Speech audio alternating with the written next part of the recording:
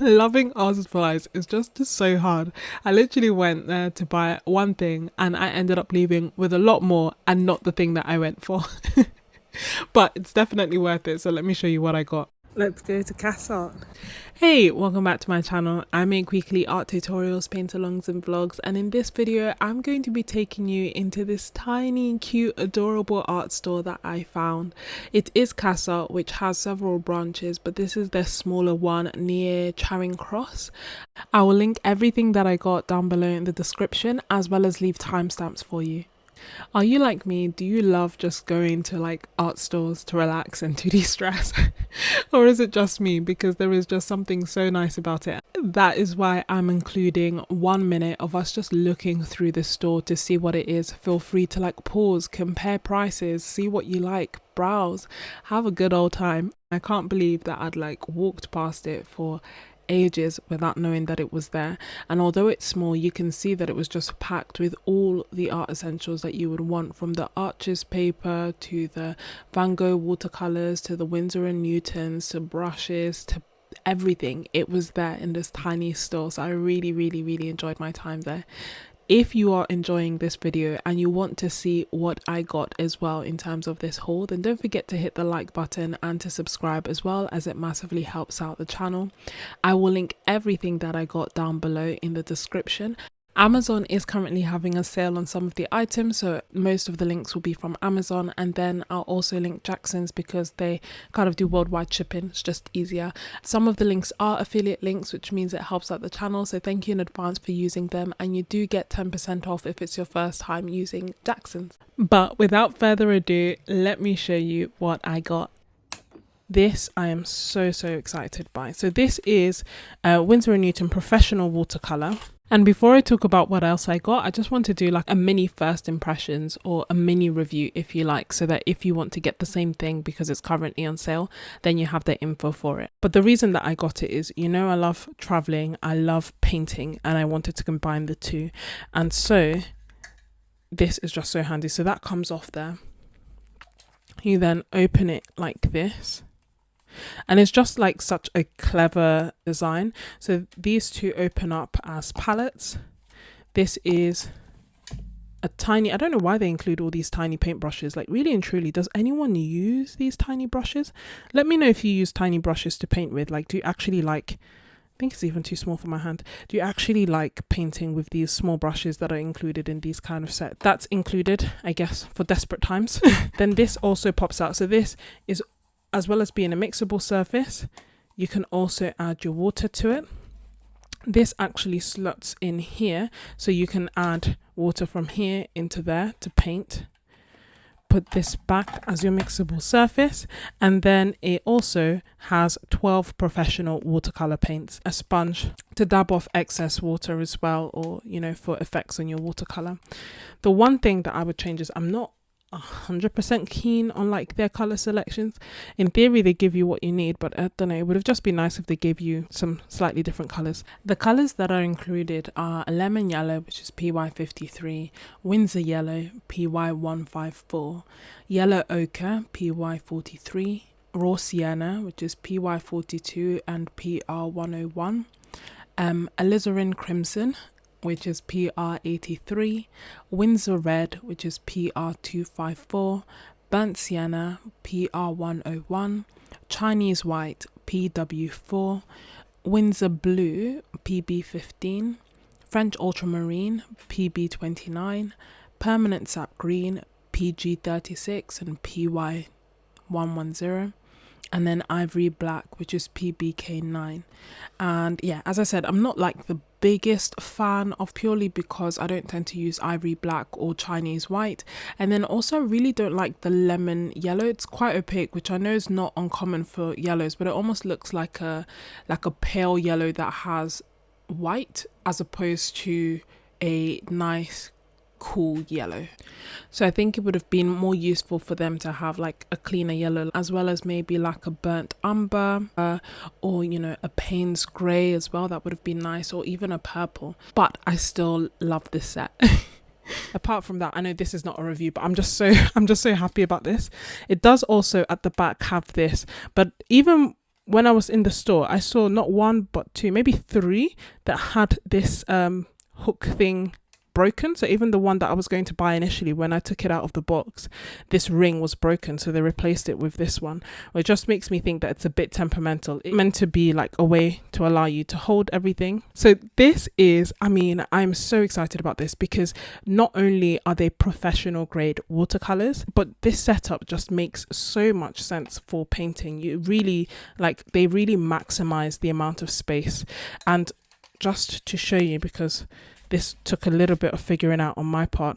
On here, it says pull, lift, just in case you're wondering, because these are quite firmly put in there. They don't slut out. So what you can do to remove it is lift that up, and then you push this in and lift it up. And that is how you can change your watercolors. But yeah, this is just so cute. I'm so happy about this. And then it just all closes back up.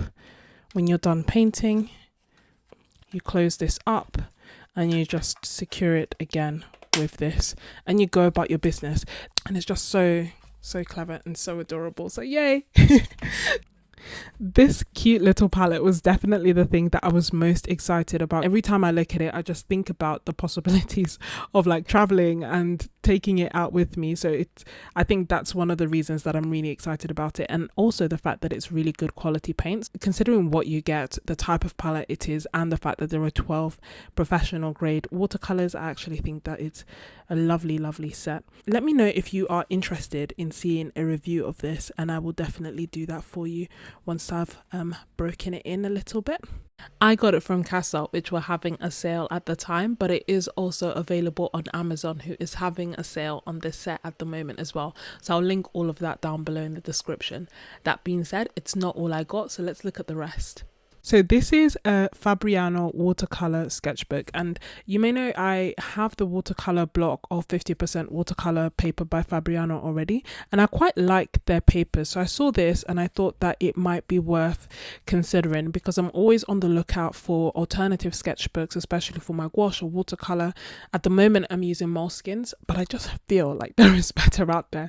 So I ended up getting this, which is slightly bigger than A5. It doesn't really have like that much information. It's 200 GSM, cold pressed Fabriano watercolor paper.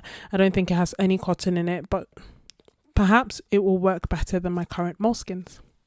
Continuing the search for an alternative. So I'm not 100% sure if I got this from CassArt, but I have it and I haven't shown it yet, so I thought I would. And this is essentially the Seawhite travel journal, which is 60 pages, 200 GSM, again cold pressed. It seems to have quite a good reputation. The thing that I like about it in comparison to the Moleskines is that it's like truer to size of A5, if that makes sense. So if I show you a Moleskine, for example, you can see that this is just that little bit bigger, gives you that little bit extra space. So this is again another potential. And if you compare it to the Fabriano,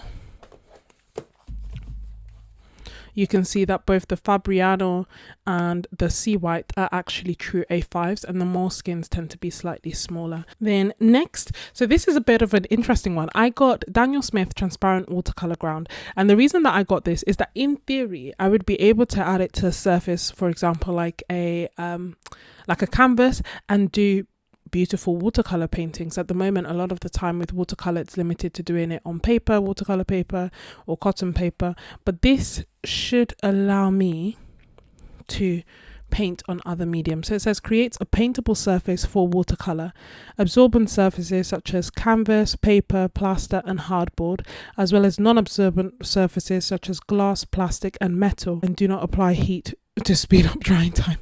It's funny you should mention that, because that's literally the kind of thing I would try. So that's why I got this. I'm really curious. I didn't think that I'd be able to put it on like metal and glass. So I'm really curious to see how this works.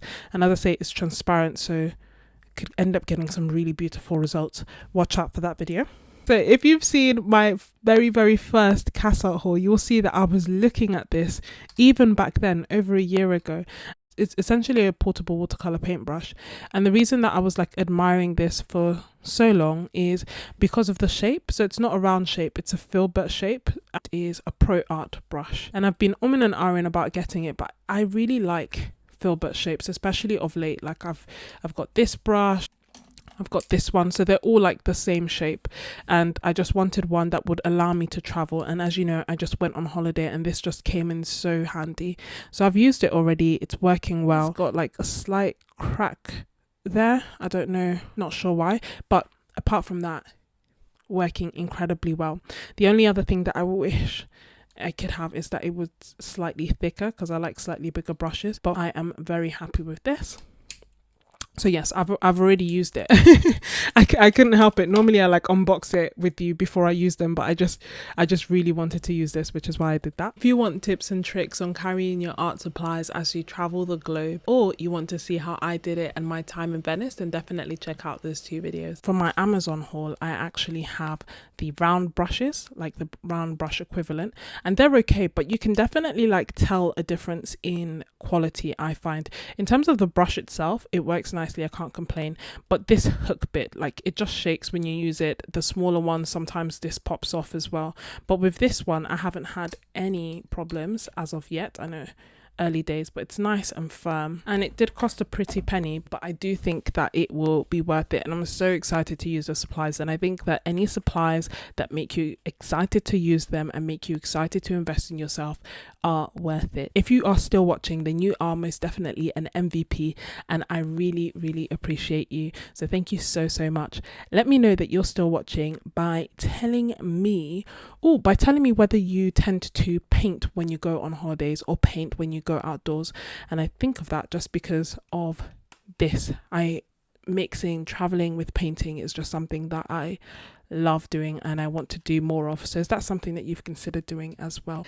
If you're planning on doing some plein air painting or some urban sketching as the weather's getting nicer, then don't forget to check out the video where I go through the essential art supplies for traveling around and for doing just that. If you enjoyed the video, don't forget to hit the like button, and also check out my haul playlist where I will also add my birthday haul, which is coming very soon. Thank you so much for watching, and I will see you next week. Bye. Allow you to put your finger there so that you can hold, finger? Maybe thumb. Finger doesn't feel that comfortable. What am I doing? Yes, just